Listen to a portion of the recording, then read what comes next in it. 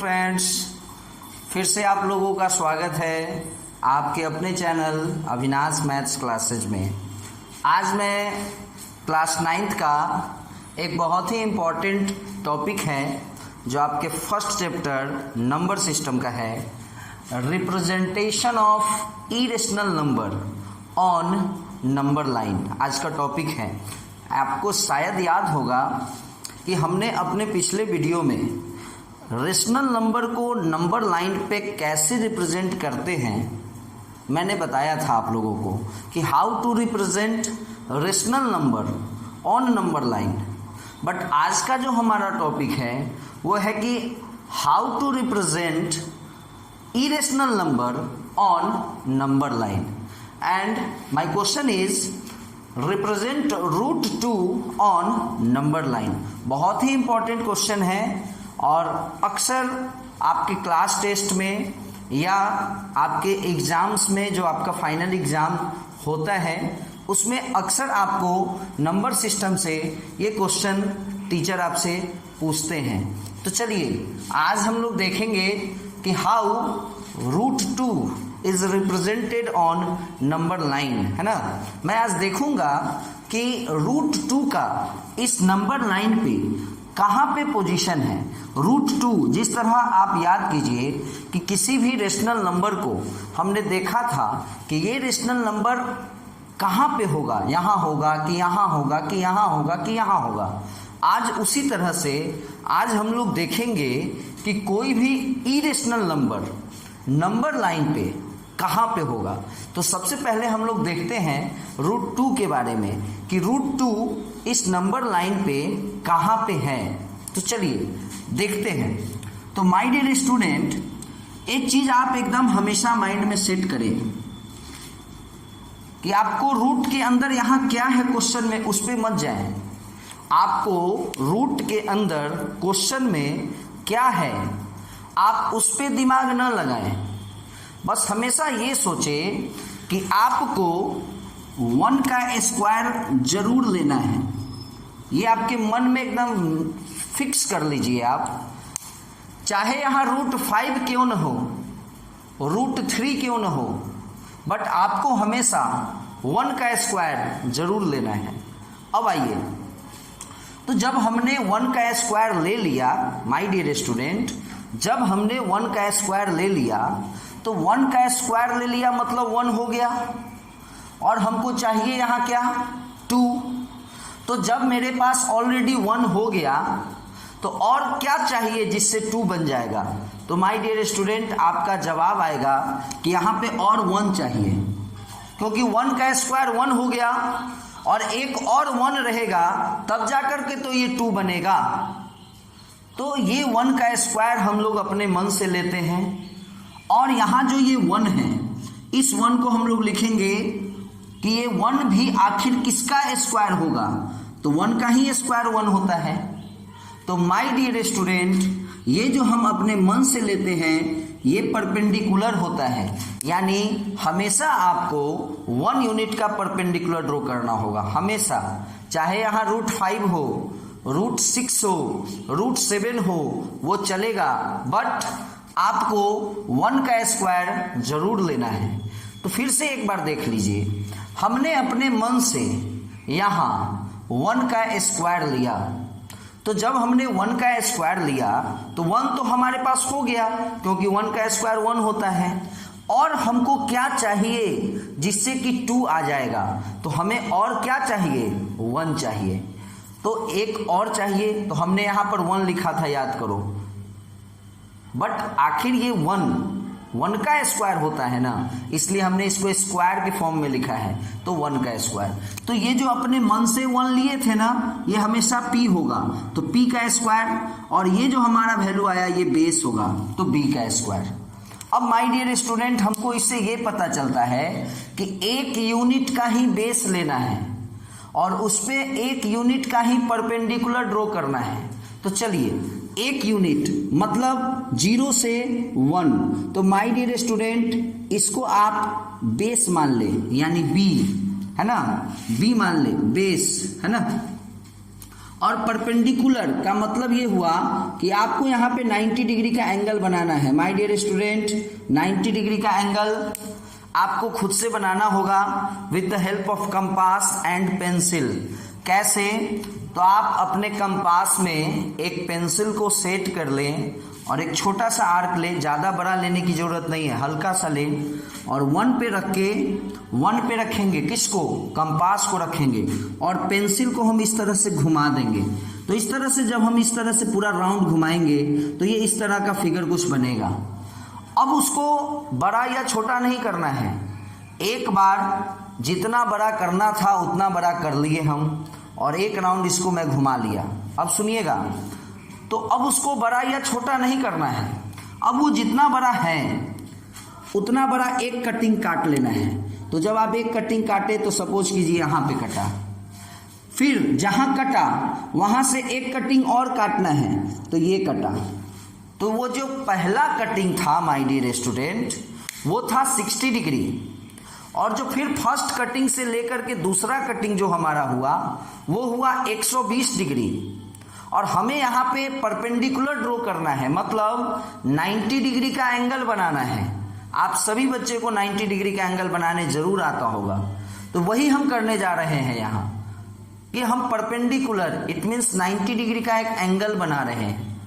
तो 90 डिग्री का एंगल बनाने के लिए पहले हम लोग क्या किए कि 60 डिग्री का एंगल बना लिए, फिर 60 से 120 कटिंग कर लिए।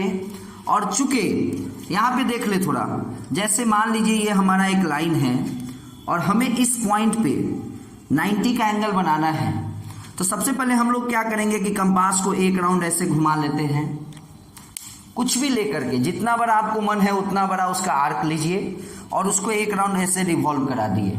तो ये पूरा का पूरा जो राउंड होता है ना माय डियर स्टूडेंट, वो 180 डिग्री का होता है।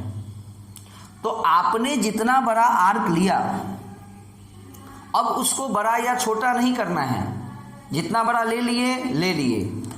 अब यहाँ से एक कटिंग आप काटेंगे तो वो जो एक कटिंग होगा वो 60 होगा और फिर यहाँ से फिर दूसरा जो कटिंग होगा वो 120 होगा। बट हमें तो 90 डिग्री चाहिए था ना। अब आपको ये करना है कि इस 60 से एक कटिंग आप इधर कर लो और इस 120 से एक कटिंग आप इधर कर लो। तो 60 और 120 का समझिए कि बाइसेक्टर ड्रॉ हो जाएगा। तो 160, 120 और 60 का बाइसेक्टर मतलब 90 डिग्री कहलाएगा। तो ये जो एक बार जो हमने 60 से लेकर इसको इधर काटा और 120 से लेकर इधर काटा, तो ये दोनों का दोनों यहाँ पे कट गया। तो इस पॉइंट से जब मैं इसको ज्वाइन कराऊंगा तो जो एंगल बनेगा वो ये 90 डिग्री का बनेगा। तो यही सेम काम हमें यहाँ करना है। तो आपको यहाँ समझ में आ गया होगा क्योंकि यहाँ पे थोड़ा सा बड़ा फिगर बना है, बट सेम काम यहाँ करना है माय डियर स्टूडेंट। फर्क इतना ही है कि यहाँ थोड़ा सा छोटा है, बट 90 डिग्री का एंगल आप आराम से 1 पे बना लेंगे।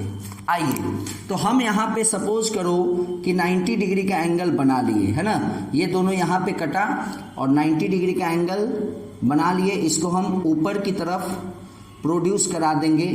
आपको जहाँ तक मन है इसको ऊपर तक ले जाइए, ये आप पे डिपेंड करता है, आप कहीं तक उसको ऊपर ले जा सकते हैं। बट फिर से यहाँ याद कीजिए, ये जो हमने अपने मन से लिया था 1, ये परपेंडिकुलर है और ये 1 कहाँ से आया था।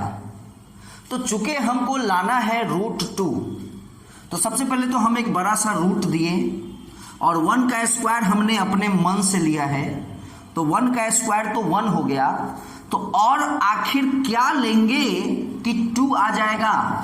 तो 1 तो ऑलरेडी मेरे पास है, तो और कितना लेना होगा, 1 और लेना होगा। यही कारण है कि ये बेस हमारा 1 है। तो बेस हमारा 1 यूनिट है और इसी 1 पे हम लोग क्या किए हैं, एक 90 डिग्री का एंगल बनाए हैं और परपेंडिकुलर हमको 1 यूनिट का लेना है। तो 1 यूनिट कहने का ये मतलब होता है माय डियर स्टूडेंट कि ये जितना है ना इतना ही बड़ा यहाँ एक आर्क लेना है। तो कंपास से यहाँ से इसको यहाँ पे मेजरमेंट कर लेंगे या स्केल से ही देख लो, जितने जितने दूरी पर इस इंटीजर्स को आपने लिखा है जैसे 0, 1, 2, 3, 4, 5, ये सब इंटीजर्स है। जितने जितने दूरी पर लिखा है आपने वही तो 1 यूनिट है। बस कुछ नहीं करना है, यहाँ पे कंपास डालिए और उतना ही बड़ा यूनिट एक ऊपर में कट कर लीजिए। यहाँ पे कंपास डालिए और एक यूनिट आपने यहाँ पे कट किया, तो ये बेस आपका 1 यूनिट है और ये परपेंडिकुलर भी आपका 1 यूनिट है। अब माय डियर स्टूडेंट, इसको O को इस पॉइंट से ज्वाइन करा दें। सपोज करो ये 0 है, बट सपोज करो इसका नाम O है, यहाँ पे इसका नाम A है और इसका नाम हमने B दिया। तो चूंकि याद करो ये परपेंडिकुलर है ना, तो परपेंडिकुलर होने के कारण माय डियर स्टूडेंट यहाँ पे 90 डिग्री का एंगल बन रहा है। तो अगर ये 90 डिग्री का एंगल बन रहा है तो what about OB? OB is the hypotenuse. My dear student, ये OB क्या है? OB हाइपोटेनस है और सबको पता है कि हाइपोटेनस कैसे निकलता है। हाइपोटेनस निकलता है इस दोनों साइड के स्क्वायर के सम से। तो याद कीजिए ये क्या है? ये 1 यूनिट है और माय डियर स्टूडेंट ये भी तो 1 यूनिट ही है, यानी दोनों का दोनों क्या है? 1 यूनिट का है, यानी 1 का स्क्वायर प्लस 1 का स्क्वायर जो कि हो जाएगा √2। यानी यह स्पष्ट है, यह क्लियर है कि ये जो हमारा OB है ये √2 है। ये हमारा 1 यूनिट है और ये भी हमारा 1 यूनिट है और पाइथागोरस थ्योरम हमने यूज किया है, इस कारण से ये OB क्या हो जाएगा? √2 हो जाएगा। अब आइए, तो हमारा क्वेश्चन ये था कि आखिर ये √2 इस नंबर लाइन पे कहाँ होगा? कुछ नहीं करना है, OB चुके क्या है? √2 है, तो O पे कंपास रख दो, B पे पेंसिल रख दो। ये कंपास हुआ, ये पेंसिल हुआ, जितना बड़ा ये है बस इसको कुछ नहीं करना है, सीधे नीचे ड्रॉ करा देना है। और ये नीचे जहां भी जा करके सपोज करो ये ऐसे आ रहा है, आकर आकर आकर आया आया आया आया आया और ये नंबर लाइन को इस पॉइंट पे टच किया। कहां पे टच किया? सपोज करो C पॉइंट पर टच किया। तो ये जो C होगा, ये जो पॉइंट C हुआ, ये पॉइंट C रिप्रेजेंट कर रहा है √2 को। ये जो हमारा O से C यानी OC जो होगा वही हमारा √2 होगा। ये जो O से C हुआ यही √2 होगा, क्योंकि OB √2 था। पाइथागोरस थ्योरम 1 का स्क्वायर प्लस इस वाले 1 का स्क्वायर, 1 यूनिट का ही बेस लिए थे और 1 यूनिट का ही परपेंडिकुलर लिए हैं, √2 हो गया है। और उतना ही बड़ा आर्क न लेकर हम इसको नीचे किए हैं। तो जब मैं इसको नीचे गिराया हूं तो ये इस नंबर लाइन को C पे कट किया है। तो अगर OB √2 है तो OC क्या होगा? √2 होगा। तो ये OC हमारा √2 आ गया।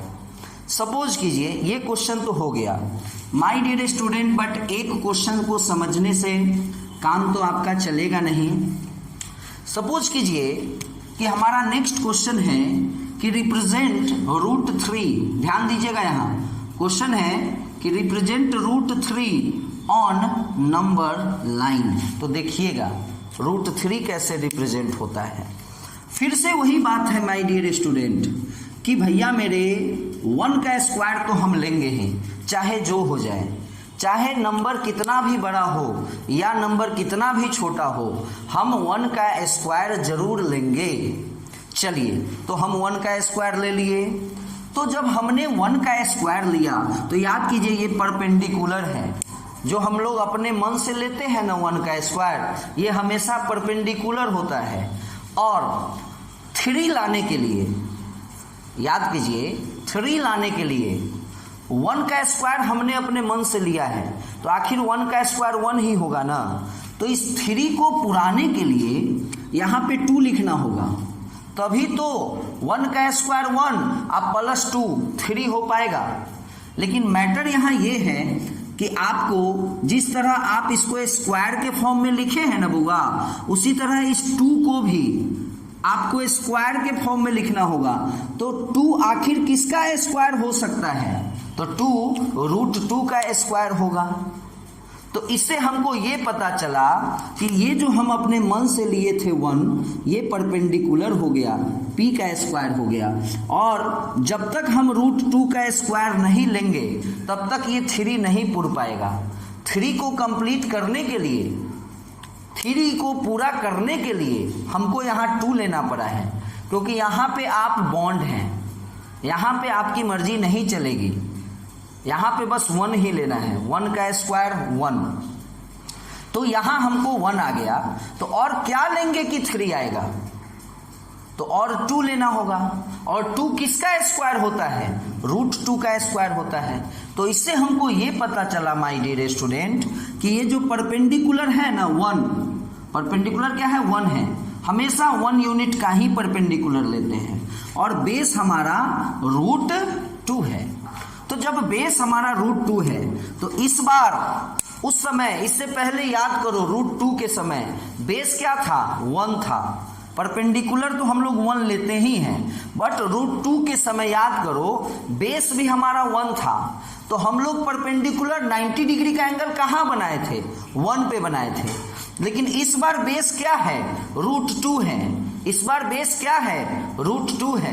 तो इस बार परपेंडिकुलर कहाँ पे ड्रॉ होगा? √2 पे ड्रॉ होगा। तो माय डियर स्टूडेंट, अब आपको बताने की जरूरत नहीं है कि ये हमारा √2 है। ये जो पॉइंट C आया है ना, यही तो √2 है। तो यहाँ पे एक क्या करना है माय डियर स्टूडेंट? सबको पता है ना क्या करना है? सबको पता है ना? एक राइट एंगल बनाना है। यानी फिर से एक बार छोटा सा एक 90 डिग्री का एंगल बनाना है।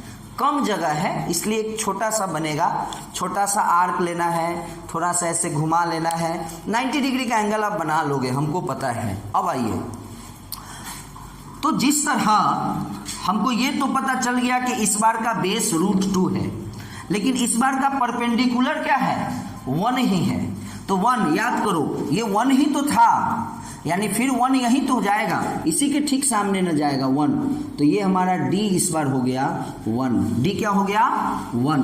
तो जब हमारा D हो गया 1, तो अब आइए, अब मैं आपको बताता हूं। O से, ध्यान दीजिएगा, O से D को ज्वाइन कराते हैं हम, है ना? O से D को ज्वाइन करा दिए, ध्यान दीजिएगा, यहां देख सकते हैं आप।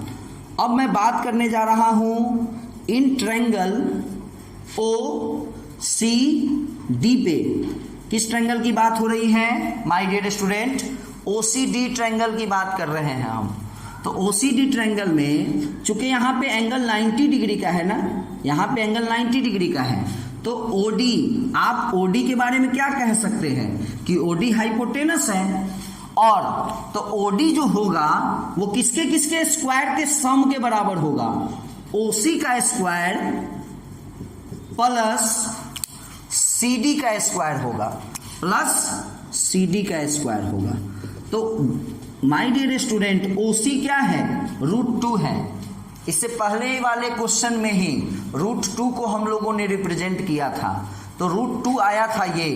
तो OC √2 है, तो √2 का स्क्वायर 2। और CD कितना लिए हैं हम लोग? 1 यूनिट ही लिए है ना, है ना? जितना ही है 1 यूनिट है, ये भी 1 यूनिट है, ये भी 1 यूनिट है। तो ये सब जितना जितना होगा उतना ही बड़ा CD लेना है। यहाँ कंपास रखना है और यहाँ पे पेंसिल कट कर देना है ना? तो ये CD हमारा 1 है, तो 1 का स्क्वायर। ये 2 कैसे आया? तो OC चूंकि √2 है तो उसका स्क्वायर करना है, तो √2 का स्क्वायर 2 हो जाएगा। तो माय डियर स्टूडेंट, 1 का स्क्वायर 1 होता है, तो 2 + 1 3 हो जाएगा। तो ये हमारा √3 हो गया। फिर वही कहानी है कि जब हम यहाँ कंपास रखेंगे O पे और D पे क्या रखेंगे? पेंसिल। यहाँ कंपास और यहाँ पेंसिल, और जब मैं इसको नीचे गिराऊंगा तो ये ऐसे गिरेगा, ध्यान दीजिएगा, यहाँ ये ऐसे आएगा, आया आया आया आया आया, और यहाँ पे सपोज करो कि टकराया, तो ये जो टकराया उसको E मान लो, उसको क्या मान लो? E मान लो। तो अब O से C √2 था, उसी तरह O से E √3 हो जाएगा। ओडी भी वही चीज है, ओडी भी √3 है और यही चीज तो नीचे जाकर यहां पर टकराया है तो ये ई इसका नाम दे दिए है, तो ओई भी क्या है, √3 है। अब माय डियर स्टूडेंट, अब आप सोच रहे होइएगा कि सर अगर इस पे फिर एक यूनिट का परपेंडिकुलर ड्रॉ किया जाए, यानी एक 90 डिग्री का एंगल यहाँ पे फिर से बनाया जाए और फिर से एक यूनिट यहाँ पर लिया जाए, तो जब एक यूनिट ये है, एक यूनिट ये है, तो एक यूनिट इसके ठीक सामने यहाँ पे आएगा, है ना। इसका नाम सपोज करो हम F देते हैं और O से इस बार F को ज्वाइन कराते हैं। थोड़ा सा ज़्यादा ये हो रहा है, लेंदी हो रहा है, बट हम समझ रहे हैं कि आप लोगों को दिख रहा होगा। O से अगर हम F को ज्वाइन कराते हैं तो माय डियर स्टूडेंट यहाँ ध्यान दीजिएगा, OF जो इस बार होगा, तो चूंकि परपेंडिकुलर इस बार कहाँ पे ड्रॉ किया गया है, E पे ड्रॉ किया गया है, तो OE क्या है, √3 है, तो √3 यानी इसका स्क्वायर होगा, √3 का स्क्वायर 3, तो ये बेस हो गया। और ये परपेंडिकुलर 1 यूनिट का ड्रॉ किए है ना, तो 1 का स्क्वायर 1, तो 3 + 1 यानी हो गया 4 और 4 का √2 होता है। यानी अब जो नेक्स्ट वाला काम होगा ये स्वाभाविक है कि माय डियर स्टूडेंट ये आपको नीचे जाकर ये जाकर टकराएगा कहाँ पे, 2 पे। अगर आपको विश्वास नहीं है तो आप इस काम को भी कर सकते हैं कि O से आप एक लाइन ड्रॉ करेंगे जो जाकर मिलेगा F से, है ना, OF। O से एक लाइन ड्रॉ कीजिए, F से मिलेगा, और वही काम ये कंपास और ये पेंसिल, ध्यान दीजिएगा, ये कंपास और ये पेंसिल, इसको जब आप नीचे करेंगे तो ये निश्चित है कि 2 पे ही जाकर मिलेगा। रीजन, तो मैं आपको रीजन ये बता दूं कि चूंकि E पे एक परपेंडिकुलर ड्रॉ हुआ है तो OE हमारा √3 है और √3 का स्क्वायर 3 होगा, और चूंकि परपेंडिकुलर जो हमने ड्रॉ किया है वो 1 यूनिट का है, तो 1 का स्क्वायर 1, तो 3 + 1 4 होता है, और 4 का स्क्वायर √2 ही तो होगा, तो 2 पे गिरेगा। तो आप लोगों ने अभी देखा कि how to represent √2 and how to represent √3 on number line. अब आइए क्वेश्चन और भी आगे हो सकता है, चलिए इसको मैं थोड़ा सा मिटा दूं। चलिए, एक ही फिगर में ज़्यादा नहीं ना बनाया जा सकता है, तो फिर थोड़ा सा गंदा लगने लगेगा, तो गंदा दिखने लगेगा तो आप लोगों को समझ में नहीं आएगा। अब आइए my dear student, the question is that कि रिप्रेजेंट √5 ऑन नंबर लाइन। इस बार किसको रिप्रेजेंट करना है माय डियर स्टूडेंट, √5 को कराना है। चलिए बहुत आसान है, जब आप एक बार देख लिए ना तो अब ये क्वेश्चन एकदम आसान हो गया है ना। यहाँ पे 0 लिखेंगे और इन सारे पॉइंट्स को वही काम करना है, इक्वल डिस्टेंस पे इंटीजर को रिप्रेजेंट कराना है। 1 2 3 4 5 -1 -2 -3 -4 -5। अब आइए थ्योरी पे, तो थ्योरी कहता है कि √1 का स्क्वायर तो हम लेंगे ही लेंगे, 1 का स्क्वायर तो हमको लेना ही लेना है, तो और यहाँ क्या लें कि 5 आ जाए। तो अगर हम 1 का स्क्वायर लिए हैं तो 1 का स्क्वायर लिए हैं मतलब 1 हुआ ही वो, तो और यहाँ 4 चाहिए तब तो 5 आएगा। तो इससे ये समझ में आया कि 1 का स्क्वायर 1 हुआ और 4 किसका स्क्वायर होता है, 2 का स्क्वायर होता है।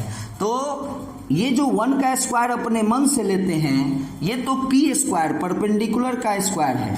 इससे हमको ये पता चला कि इस बार बेस 2 है, इस बार बेस 2 है, और जो कुछ भी बेस होता है उसी पे ना परपेंडिकुलर 90 डिग्री का एंगल तो उसी पे ना बनता है।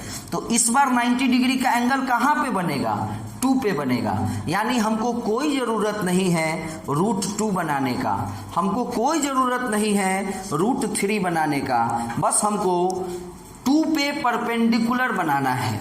तो 2 पे यदि परपेंडिकुलर बनाना है तो 2 तो ऑलरेडी हमको दिखाई दे रहा है कि यहाँ पे 2 है। इससे पहले आप याद कीजिए हमको परपेंडिकुलर ड्रॉ करना पड़ता था √2 पे। याद करो, √2 लाने के लिए 1 का स्क्वायर प्लस 1 का स्क्वायर चाहिए था, तो हमने 1 पे परपेंडिकुलर ड्रॉ किया। और √3 को लाने के लिए याद करो, रूट 3 को लाने के लिए हमको ये 1 का स्क्वायर तो हम लेंगे ही, हमको परपेंडिकुलर बनाना पड़ा था रूट 2 पे। तो भैया सबसे पहले अगर क्वेश्चन में डायरेक्ट दे दे रूट 3 को रिप्रेजेंट करिए, तो पहले तो रूट 2 बनाना न होगा, तब तो पता चलेगा कि रूट 2 कहाँ है, और फिर वहां पे परपेंडिकुलर ड्रॉ होगा। लेकिन जब बारी रूट 5 की आई, तो रूट 5 के लिए हमको क्या चाहिए, 1 का स्क्वायर तो हम लेंगे ही लेंगे, और क्या लेना है, 4 लेना है, तो 4 ले लिए हम। तो ये 4 क्या होगा, b का स्क्वायर होगा।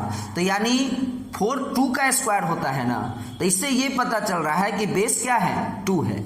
यानी इसी 2 पे 90 डिग्री का एंगल बनाएंगे। बन गया 90 डिग्री का एंगल, है कि नहीं। 90 डिग्री का एंगल आराम से आप लोग बना लीजिएगा, लेकिन इस पे बुआ परपेंडिकुलर 1 यूनिट का ही लेना है। परपेंडिकुलर तो हमेशा 1 यूनिट का ही होगा, और 1 यूनिट मतलब क्या, ये जो है वही 1 है, ये जो है वही 1 है। तो मान लीजिए ये O है, और ये मान लीजिए A है, और यहाँ पे ये B है 1 यूनिट। तो ये जो OB होगा ना, इस बार OB ये होगा रूट, चूंकि ये पूरा क्या है, 2 है, तो 2 का स्क्वायर, और ये क्या है, 1 है, तो 1 का स्क्वायर, जो कि हमारा रूट 5 होगा। अब कुछ नहीं करना है, ये हमारा कंपास हुआ यहाँ हमारा पेंसिल हुआ, और ये नीचे जहां जाकर टकरा जाए वही समझिए कि रूट 6 है। समझो यहाँ C पे टकरा गया, तो ये रूट 6 नहीं, रूट 5 होगा। तो यानी O से C रूट 5 हो गया। अब यदि कोई कहता है कि रूट 6 बनाना है, रूट 6 बनाना है, तो फिर वही बात कि 1 का स्क्वायर तो लेना ही होगा, और 6 लाने के लिए यहाँ 5 चाहिए, तभी तो 1 का स्क्वायर 1 और 5 तो 6 पूरेगा। और माय डियर स्टूडेंट, 5 किसका स्क्वायर होता है, तो 5 रूट 5 का स्क्वायर होता है। अब आपका दिमाग काम कर रहा होगा कि इस बार परपेंडिकुलर जो ड्रॉ होगा, 90 डिग्री का एंगल जो ड्रॉ होगा, वो कहाँ पे होगा, रूट 5 पे होगा। यानी रूट 6 बनाने के लिए आपको पहले रूट 5 बनाना ही होगा। हाँ, रूट 5 बनाने के लिए आपको कुछ ज़्यादा दिमाग नहीं लगाना है, क्योंकि रूट 5 में हमको आया है 1 का स्क्वायर और 4 यानी 2 का स्क्वायर, और 2 तो दिखाई देते रहता है ना कि 2 कहाँ है, तो यहाँ दिमाग नहीं लगाना था। बट रूट 6 के लिए पहले आपको रूट 5 बनाना होगा। रूट 5 हमने बना लिया, और यहाँ पे अब फिर एक 90 डिग्री का एंगल बनाएंगे, और फिर 1 यूनिट का ही लेना है। सपोज कीजिए ये लिए 1 यूनिट, और फिर O से D को मिलाएं, और फिर ये नीचे जाएगा, और जहाँ टकराएगा वही रूट 6 हो जाएगा। यही प्रोसेस आगे तक जाएगा। सपोज करो कोई कहता है रूट 7 बनाने के लिए, तो रूट 7 अगर बनाना है, हेलो बस 2 मिनट रुकिए सर। अब अगर हमको रूट 7 बनाना है माय डियर स्टूडेंट, तो रूट 7, तो फिर से 1 का स्क्वायर तो हम लेंगे हैं, 1 का स्क्वायर तो भैया लेना ही लेना है। और क्या चाहिए जिससे 7 बनेगा, 6 और चाहिए, तो 1 का स्क्वायर लिए, और 6 मतलब रूट 6 का स्क्वायर, 6 मतलब रूट 6 का स्क्वायर। तो फिर आपको रूट 6 बनाना होगा। यानी रूट 7 के लिए पहले रूट 5 बनाइए, रूट 5 बन गया, उसके मदद से रूट 6 बनेगा, और रूट 6 के मदद से फिर रूट 7 बनेगा। हाँ, अगर देखा जाए, अगर कोई कहता है कि रूट 10 बनाइए, तो ये आसान है, क्योंकि 10 का मतलब 1 का स्क्वायर प्लस 9, और 9 का मतलब 3 का स्क्वायर। यानी यहाँ कोई झंझट नहीं है। ये जो अपने मन से 1 लेते हैं ये परपेंडिकुलर है, बट ये जो 3 है ये क्या है, बेस है। आराम से 3 तो नंबर लाइन पे हमको दिखाई देते रहता है ना, दिक्कत उसके साथ है जो नहीं दिखता है। जैसे मान लीजिए रूट 6 बनाना है, तो हमको चाहिए 1 का स्क्वायर और रूट 5 का स्क्वायर, तो इस रूट 5 तो दिखाई देता नहीं है नंबर लाइन पे। तो नहीं दिखाई देने के कारण पहले हमको रूट 5 को देखना होता है कि रूट 5 कहाँ है। पहले रूट 5 को खोजना होता है, और जब रूट 5 मिल जाता है तब फिर उस पर रूट 6 निकलता है। लेकिन चूंकि रूट 10 खोजना है, हमको इस नंबर लाइन पे खोजना है कि रूट 10 कहाँ होगा, तो रूट 10 खोजना आसान है, क्योंकि रूट 10 मतलब 1 का स्क्वायर प्लस 9 का मतलब 3 का स्क्वायर। तो आराम से यहाँ पे ये 3 है, आराम से अभी क्वेश्चन आप लोग बना सकते हैं, है ना। हम इसको मिटा ही दे, है ना, तो आपको शायद याद होगा, इसको आप आगे बढ़ा दें। 1 2 3 4 5 और हमने क्वेश्चन क्या था बुआ 10, तो 1 का स्क्वायर प्लस 3 का स्क्वायर, 1 तो अपने मन से लेना ही लेना है, तो ये बी हो गया। तो इस बार परपेंडिकुलर ड्रो 90 डिग्री का एंगल कहाँ पे बनाना है, 3 पे बनाना है।